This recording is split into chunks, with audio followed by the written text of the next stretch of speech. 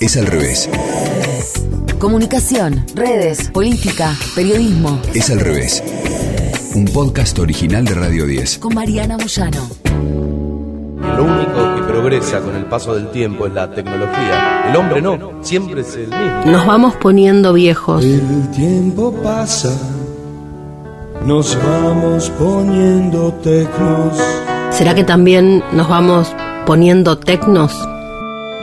El envejecimiento mundial amenaza con dar un vuelco a la economía. Es uno de los títulos que aparecen en los diarios de Europa. La mayor longevidad y la caída de los nacimientos son una tendencia imparable que supondrá más gastos en sanidad, pensiones o dependencia. Los expertos auguran más impuestos y un nuevo modo de consumir, dice El País. El invierno demográfico amenaza la economía mundial. El envejecimiento y la futura caída de la población condicionan las políticas públicas y el crecimiento. Estos son los títulos de este tema en los medios europeos. En 2015, China abolió por completo una política histórica que ya era casi un mito, esta de el hijo único. Claro, elevaron a 2 y a 3 el número de descendientes permitidos por pareja. China, el país que no podía parar de crecer. Francia tuvo hace muy poquito una convulsión social a partir de la decisión de Macron de pasar la edad jubilatoria de 62 a 65 años. Una medida impopular y quizá fácilmente tildada de derecha, pero que detrás de esa medida hay un punto.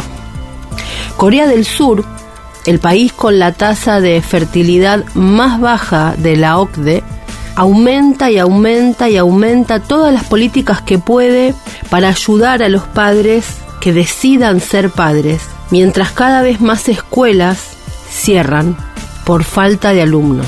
Estos 3 hechos, datos, tienen que ver con un mismo fenómeno. Se alarga la esperanza de vida y los nacimientos no van a la par. No van lo suficientemente rápido como para mantener intacto el sistema económico. El debate aparece y desaparece de forma recurrente, dice El País.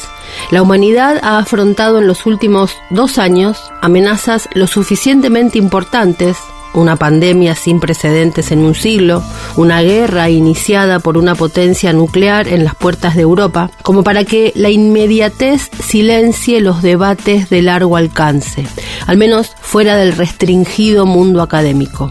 Pero en el caso de la respuesta al cambio demográfico, el inevitable paso del tiempo parece abocado a colocarlo en un primer plano más pronto que tarde. Según la Organización Mundial de la Salud, entre 2020 y 2030, el porcentaje de habitantes del planeta mayores de 60 años aumentará un 34%, y si su número acaba de superar al de los menores de 5 años, en 2050 sobrepasará al de los adolescentes y jóvenes de entre 15 y 24 años. Nos vamos poniendo viejos. Las consecuencias económicas de esto, algunos economistas indican que serán un menor crecimiento del PBI, debido a que, por supuesto, si cae la natalidad, cae la población económicamente activa.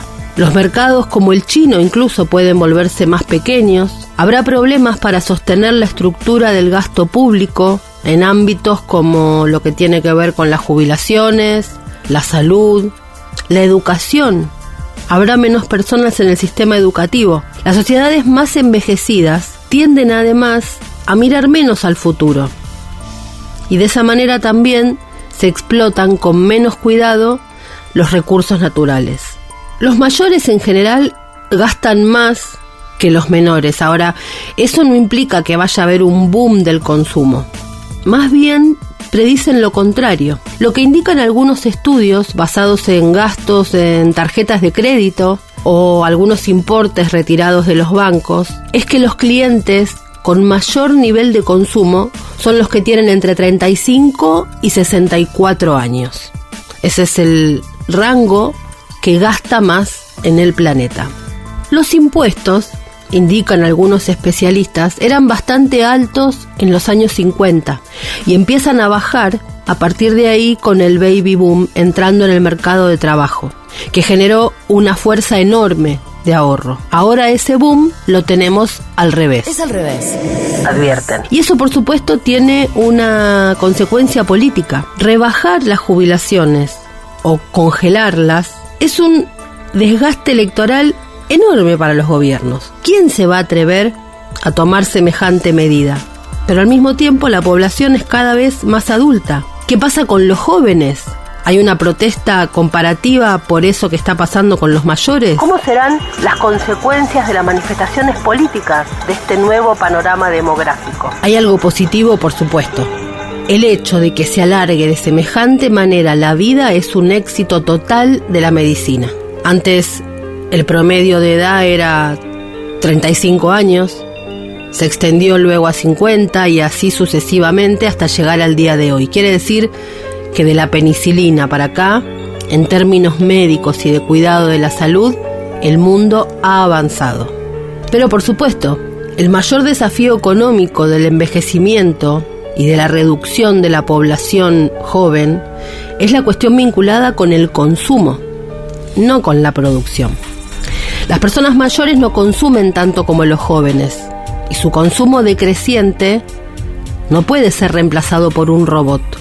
Los robots no compran casas, ni alimentos, ni autos. Esta es la razón por la que el envejecimiento y la reducción de la población ponen al mundo a pensar en un periodo prolongado de estancamiento económico. Elon Musk, que es un delirante, el hombre más rico del mundo en varias oportunidades según cada número de Forbes, habló sobre este tema y dijo: el colapso de la población es la mayor amenaza que enfrenta la civilización. Él lo lanza así al pasar, casi como un capricho, como le cambia Twitter y le pone X a su red social. Pero lo lanzó y lo dijo y tiene un punto. Pau Miret es un sociólogo del Centro de Estudios Demográficos de Barcelona y en la nota del País en la que él habla reniega de cualquier alarmismo. Recuerda que los nacimientos a nivel global todavía están por encima de la tasa de reposición. Nacen 2.4 hijos por mujer. Y el envejecimiento, al ser en parte consecuencia de un aumento de la longevidad, no debe tratarse como un problema, sino simplemente como un cambio con el que hay que lidiar sin dramatizar, dice. Nos faltan ejemplos de actitudes poco comprensivas con la nueva dinámica. Miret rememora la polémica que causaron en 2013 las palabras de la entonces ministro japonés de Finanza, Taro Aso, cuando dijo que los mayores debían darse prisa y morir para aliviar los gastos del Estado en atención médica. Quienes tienen esta postura hablan de la Silver Economy, la economía de plata, por las canas, por supuesto. Y dice que hay oportunidades de negocio en esto. Incluso defienden que la caída de la natalidad, de ahí se puede extraer un bonus demográfico. Si se aprovecha, por ejemplo, para alentar que las clases tengan un ratio de alumnos menor, sin masificaciones. En esta línea, algunos dicen que habrá nuevas fuentes de crecimiento. Habrá muchos sectores que despuntarán. Mencionan los servicios personalizados, la domótica, la tecnología para la autonomía, la alimentación, la vida saludable, el turismo, la salud. También nos dicen que los adultos mayores de ahora tienen una capacidad física muchísimo mejor que hace 10 años, incluso una forma física casi tan buena como la de personas muchísimo más jóvenes. Lo cierto es que la esperanza de vida pasó de 72.6 años en 2019 y va a llegar a 77.1 en 2050 según las Naciones Unidas. La natalidad es el otro pilar para pensar qué pasa con el actual edificio demográfico. La misma institución, Naciones Unidas, calculó que el número de hijos por mujer pasó de los 3.2 nacidos de 1990 a los 2.5 de 2019. Y dicen que se profundizará esta tendencia hasta los 2.2 en 2050 y los 1.9 en 2100. Incluso indican que en los países pobres y emergentes la transición demográfica está siendo mucho más rápido. Es un contagio a lo bestia, así lo dicen. El tema de la cantidad de personas en los países no es solamente una medición de Naciones Unidas o de la Organización Mundial de la Salud.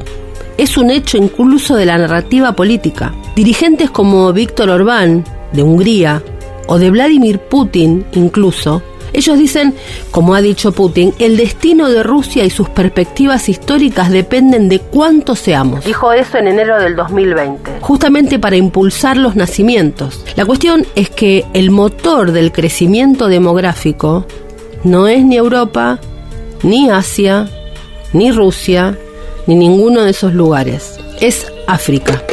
África subsahariana, donde el crecimiento de la población sigue siendo explosivo.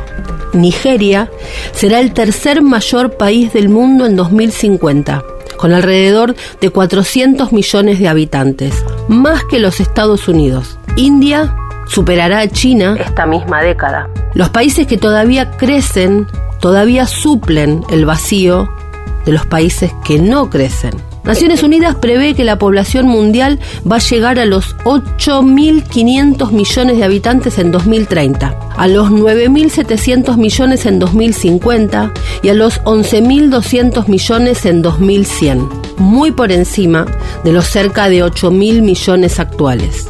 Pero el avance estará focalizado. De las 8 regiones en que se divide el planeta, solo África subsahariana prevé que se mantenga un ritmo alto de crecimiento de la población hasta finales de siglo. Sin embargo, incluso en esa zona está creciendo con muchísima fuerza el uso de anticonceptivos. Del 13% de las mujeres que los usaban en 1990 se pasó al 29% en 2019. Y todavía, por supuesto, hay muchísimo margen para que esto se extienda entre las mujeres más jóvenes. Cada año la fertilidad baja en el mundo.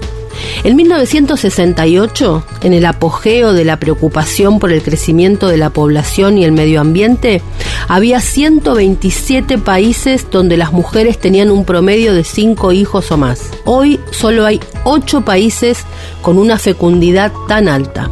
Sin embargo, su disminución es nueva en muchos países de bajos ingresos, por lo que todavía tienen poblaciones jóvenes y en crecimiento. Pero de todas maneras este índice va bajando en todo el mundo, salvo en esta zona de África que mencionábamos recién. ¿Qué va a pasar entonces cuando África crezca y Europa siga envejeciendo? ¿Qué pasará con la fuerza de trabajo? ¿Cambiará la lógica de la inmigración? ¿Será que el planeta empezará a buscar su fuerza de trabajo en África y se modificarán los mecanismos de inmigración hoy tan crueles con quienes necesitan emigrar? Un vistazo a los números totales ayuda a hacerse una idea de la magnitud del cambio por venir, dice El País. Según la Organización Mundial de la Salud, en 2030, 1 de cada 6 personas en el mundo tendrá 60 años o más. Pasarán así de ser 1.000 millones en 2020 a 1.400 millones solo 10 años después. En 2050 serán más del doble que actualmente, 2.100 millones. Y en el caso de los de más de 80 años, Naciones Unidas proyecta que el ascenso será aún mayor. Se triplicarán desde 143 millones en 2019 a 426 millones en 2050. Y buena parte de ellos residirá en Europa, un continente definitivamente envejecido. Este textual: jubilaciones, mercado laboral y gasto sanitario, la madre de todas las batallas. El Tetris que varios países europeos, entre ellos España, llevan enfrentando desde hace años, llegará antes o después al resto del mundo. ¿Cómo garantizar unos ingresos razonables cuando se sale del mercado de trabajo por razones de edad? Un dilema que ofrece muy pocas salidas: subir los impuestos o aumentar la edad jubilatoria. No, ya sé. Por supuesto que es de derecha quitar derechos. Por supuesto que subir la edad jubilatoria en general es una herramienta de la derecha. Ahora, ¿qué hacemos con el mundo envejeciéndose? ¿Qué hace la no derecha con este tema que sencillamente sucede. ¿Cuál es la solución para no caer en la trampa? Este es un escenario inédito, dicen los especialistas. Indican que no hay precedentes de un achicamiento de la población en tiempos en que no hay guerras mundiales o hambre mundial o pestes.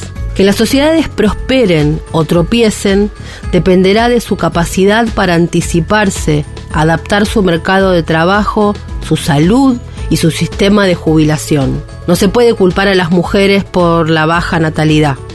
No se pueden avivar guerras porque esto esté pasando. Hay que atacar el problema con lo que haya, incluso pensando en cambiar las políticas migratorias. Una de las consecuencias también será que la escasez de mano de obra va acelerando la automatización. La robotización sigue y seguirá ganando terreno. Y la inteligencia artificial quizá también traiga una vuelta de tuerca. ¿Será que, además de viejos, nos estamos poniendo tecnos? Algunos especialistas indican que habrá un impulso hacia la automatización y la innovación, y eso se dejará sentir en la productividad. Quienes crean empresas suelen tener entre 30 y 45 años. Y ahí algunos economistas dicen que hay argumentos sólidos para vigilar y por qué no temer un sistema más estático.